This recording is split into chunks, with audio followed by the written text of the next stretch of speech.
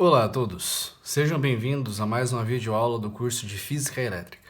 E hoje, dando continuidade ao conteúdo, será a segunda parte de Eletrodinâmica. E do que se trata a segunda parte da Eletrodinâmica? Nós vamos falar basicamente hoje sobre dois conceitos. O primeiro é de curto-circuito, já o segundo é a segunda lei de Ohm. Então vamos lá. Do que se trata o conceito de curto-circuito? Bem, até agora, o que nós estudamos sobre resistores e um circuito elétrico nada mais é do que a primeira lei de Ohm. Nós tínhamos um circuito elétrico, ou seja, um fio que conectava uma bateria em seus terminais e em alguma parte desse circuito tinha um resistor. A corrente elétrica sempre ela era do polo positivo ao polo negativo. A corrente elétrica, quando passa pelo resistor, ela dissipava parte da sua energia potencial elétrica em energia térmica. Isso ficou conhecido como efeito Joule. Então, o efeito Joule é a transformação de energia elétrica em energia térmica quando a corrente passa por um resistor. Isso, na verdade, pode ser verificado na prática quando nós medimos em um resistor uma queda de potencial elétrico. Matematicamente, a explicação para isso funciona da seguinte forma. A energia potencial elétrica é a carga de cada elétron que está passando dentro do fio vezes o potencial elétrico. Como a carga elétrica ela não muda, ela é constante, então, quando a energia potencial elétrica ela é dissipada no resistor, ou seja, a energia potencial elétrica cai, o potencial elétrico também vai cair. Dessa forma, é explicado o motivo pelo qual, em um resistor, há uma queda de potencial. A queda de potencial ela é oriunda do efeito Joule. Então, sabendo que um resistor ele consome energia potencial elétrica, e isso está associado a uma queda da diferença de potencial, vamos analisar agora com mais cuidado o conceito de curto-circuito. Suponha que eu tenha 3 circuitos. O primeiro, aqui eu tenho o polo positivo, o polo negativo, o ponto A e o ponto B. Aqui é a mesma coisa, polo positivo, o polo negativo, e aqui o polo positivo e polo negativo de novo. Os três são iguais. A diferença agora é que antes eu tinha um resistor R aqui em cima, só que agora eu vou associar em paralelo ao resistor de cima um resistor aqui embaixo. Só que o primeiro caso, o resistor vale R.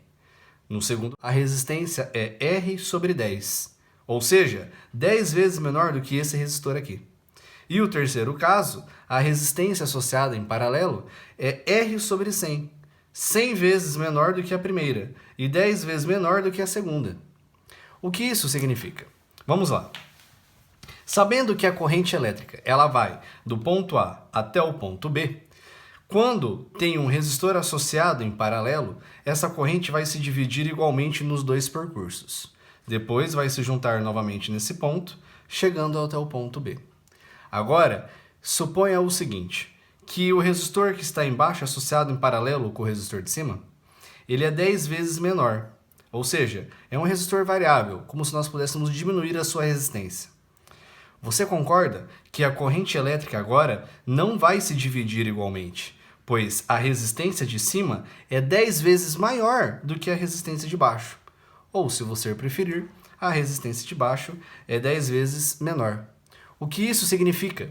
Que vai passar 10 vezes mais corrente no percurso de baixo do que do percurso de cima. Então, no primeiro caso, a corrente elétrica se divide igualmente. No segundo, a corrente que passa no percurso de baixo é 10 vezes maior do que a parte de cima. E no terceiro caso, como a resistência embaixo ela é 100 vezes menor do que a resistência do caminho de cima, então a corrente que passa no caminho de baixo é 100 vezes maior do que a corrente que passa no caminho de cima. A corrente tende a passar pelo caminho que é mais fácil para ela transitar. Dessa forma, então, nesse exemplo, a corrente que passa aqui embaixo é 100 vezes maior do que aqui. Nesse outro exemplo, a corrente é 10 vezes maior do que no caminho de cima. E aqui ela é igual. Você pode imaginar o seguinte, esse resistor aqui, ele é 100 vezes menor do que o de cima. Agora, vamos fazer esse resistor muito pequeno, da ordem de 1 milhão de vezes menor do que o que está aqui em cima. É como se não houvesse resistor algum no caminho de baixo. Então, o que vai acontecer? A corrente que sai do ponto A, ela vai vir totalmente para o percurso que está aqui embaixo. E não haverá uma corrente passando pelo resistor R. Dessa forma, nós vamos dizer que o resistor R está em curto-circuito.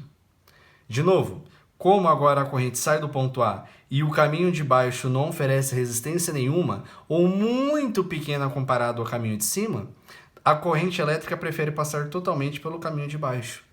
Dessa forma, como a corrente elétrica não passa pelo resistor R, esse resistor R não é dissipada a energia potencial elétrica nele. Em outras palavras, esse resistor ele não consome potencial. Então, se você vir com um multímetro e medir a queda de potencial nesse resistor, ela será nula, pois ele está em curto-circuito. Dessa forma, agora, o potencial que era antes no ponto A não foi dissipado no resistor. E agora o ponto B é igual ao ponto A, pois o potencial será o mesmo. Então, esse ponto será reescrito como ponto A. E ele ainda terá um potencial positivo, pois não houve queda de potencial no resistor. Dessa forma, não existe DDP nos terminais de um resistor quando ele está em curto-circuito. Agora vamos dar continuidade ao conteúdo falando sobre a segunda lei de Ohm. Suponha o seguinte, aqui eu tenho um circuito elétrico e esse tubo bem grandão é a representação de um resistor. Só que aqui ele está bem grande, que é como se eu estivesse dando um zoom nesse resistor. Esses fios que saem do resistor, eles se conectam numa bateria, o polo negativo e o polo positivo, ou seja, o circuito está fechado. Como aqui é o polo negativo e aqui é o polo positivo, os elétrons são ordenados no circuito da seguinte forma. Os elétrons eles saem do polo negativo, passam pelo resistor e vão até o polo positivo. Eu estou colocando os elétrons em cima do fio, representando apenas o seu movimento no circuito elétrico. Agora, nós sabemos que um resistor ele pode ser um material sólido, como se fosse um material de cobre ou um material de ferro. Nós sabemos que esses materiais, em sua estrutura cristalina, eles possuem átomos, os átomos que constituem a estrutura de cada parte da matéria. Vamos imaginar então que dentro desse resistor aqui, olhando microscopicamente, nós vamos agora desenhar os átomos que compõem a sua estrutura molecular. Dessa forma, quando um resistor é colocado dentro de um circuito elétrico e os elétrons são obrigados a passarem por esse resistor, os elétrons vão encontrar dificuldade ao longo do caminho, como se fossem vários obstáculos. Então eles vão se chocando e mudando de direção, só que o ponto final será esse ponto aqui. Então os elétrons vão passando por dentro do fio, chocando dentro da estrutura do resistor, fazendo esse movimento de zigue-zague, até passar pelo resistor e sair do outro lado. Por isso que vocês encontram na literatura que a representação do resistor é esse desenho, que parece uma graminha, né? Ou uma cobrinha, nada mais é do que uma referência ao movimento dos elétrons dentro de um resistor, fazendo um movimento de choque com os átomos que formam a estrutura cristalina do nosso material. Dessa forma, nós podemos pensar agora que a resistência oferecida por esse resistor é proporcional a algumas grandezas. Vamos imaginar o seguinte. Vamos supor que esse resistor possua um comprimento L e que ele possui uma área de seção transversal, como se fosse uma área de entrada. Imagine como se fosse um túnel e os elétrons fossem os carros. Então, a entrada do túnel é a área da seção transversal. Bem, está aqui então desenhada a área da seção transversal desse resistor e o comprimento do fio será representada pela letra L. Suponha então que o resistor seja um túnel e os elétrons os carros. Imagine o seguinte, durante o percurso desse túnel existem vários obstáculos. O quanto mais comprido for este túnel, mais tempo os elétrons passarão chocando nos obstáculos. Dessa forma, por mais tempo, os elétrons estarão submetidos a uma resistência. Então, nós podemos pensar o seguinte: nós podemos pensar que a resistência oferecida pelo resistor é proporcional ao seu comprimento. Por outro lado, se você conseguir imaginar um túnel muito estreito, fica muito difícil de você passar o carro por ele. Agora, o quanto mais largo for este túnel, mais tranquilo é de passar, mesmo sabendo que existem obstáculos durante o túnel.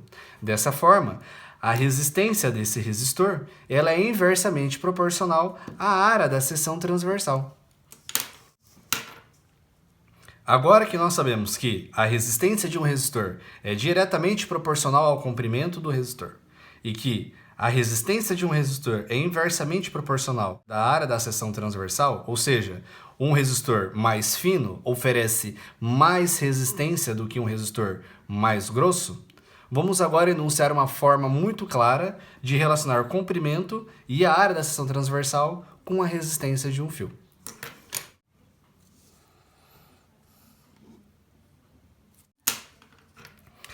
A resistência oferecida por um resistor, ela é igual ao seu comprimento dividido pela área da seção transversal, isso tudo vezes a resistividade do material.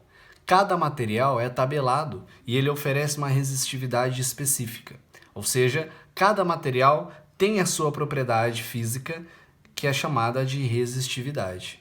O quanto maior for a sua resistividade, mais resistente ele é.